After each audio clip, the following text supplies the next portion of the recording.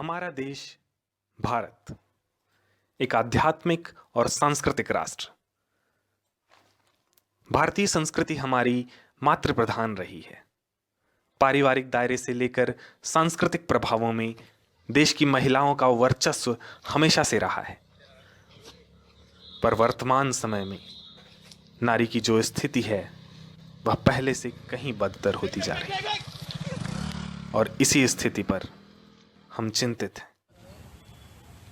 आए दिन महिलाओं के साथ हो रहे अत्याचार, बलात्कार, छेड़खानी और समाज में चेहरे पर तेजाब फेंकने जैसी घटनाओं ने हमारे देश में नारी के अस्तित्व पर ही प्रश्न लगा दिया है। बिल्कुल सही बात है और इन चीज़ों का कारण हम अशिक्षा को दे रहे हैं, जबकि हमारे देश में से बहुत ही बड़े बड़े कॉलेजेस हैं, यूनिवर्सिटीज़ हैं जहाँ पे ये सब चीज़ें हो रही हैं और जहाँ पे लिटरेसी रेट 100%।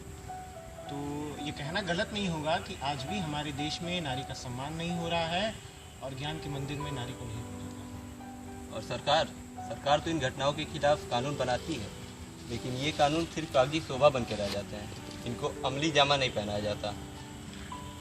के साथ अभद्र व्यवहार, अत्याचार करने वालों को कड़ी से कड़ी सजा मिलनी चाहिए। मैं तुम्हारी बात से बिल्कुल सहमत हूँ। औरतें भी आदमियों के साथ बराबर से बराबर चलने के एकदम काबिल होती हैं। जब किसी भी घर में एक लड़का पैदा होता है तो मिठाइयाँ बांटी जाती हैं, पूरे मोहल्ले में खुशियाँ मनाई जाती हैं। लेकिन एक लड़की के पैदा होने पर उसकी माँ को प्रताड़नाएं मिलती हैं। जब किसी भी लड़की को राह चलते हुए एक अनजान निगाहें जो उसे ऊपर से नीचे तक घूरती हैं, उनका सामना करना पड़ता है, तो माफ कीजिए, मुझे उस लड़की पर तरस नहीं आता, मुझे उस इंसान पे तरस आता है, उसकी सोच पे तरस आता है, उसके अस्तित्व पे तरस आता है। बलात्कार, छेड़खानी, घरेलू हिंसा, न जाने कितनी ही मुश्किलों का सामना एक लड़की को अपनी पूरी जीवन के दौरान करना पड़ता है। लड़की के परिधानों पर प्रश्न चिन्ह उठाया जाता है, उनकी उच्च शिक्षा पर प्रश्न चिन्ह उठाया जाता है। क्या ये विकास की परिभाषा है? हमें संवेदनशील होना होगा, सहयोग की भावना को अपनाना होगा, ताकि हम अपनी बहनों पर हो रहे अत्याचार का विरोध कर सकें। हमें जागरूक होना होगा।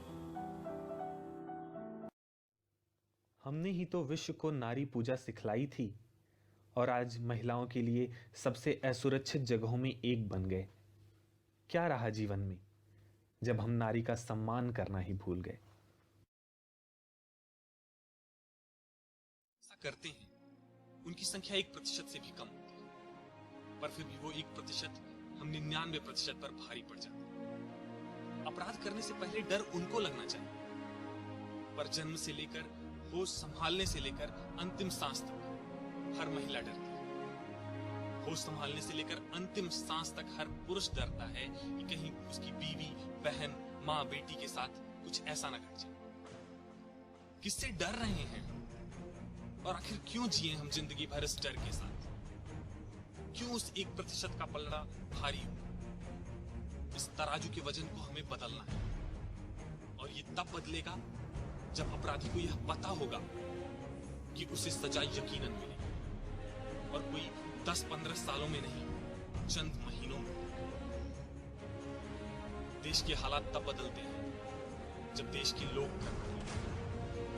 वो पहले खुद को बदलते हैं, फिर अपनी सिस्टम, सरकार, व्यवस्था से कहते हैं कि ये हालात हमें नामंजूर हैं। तब हालात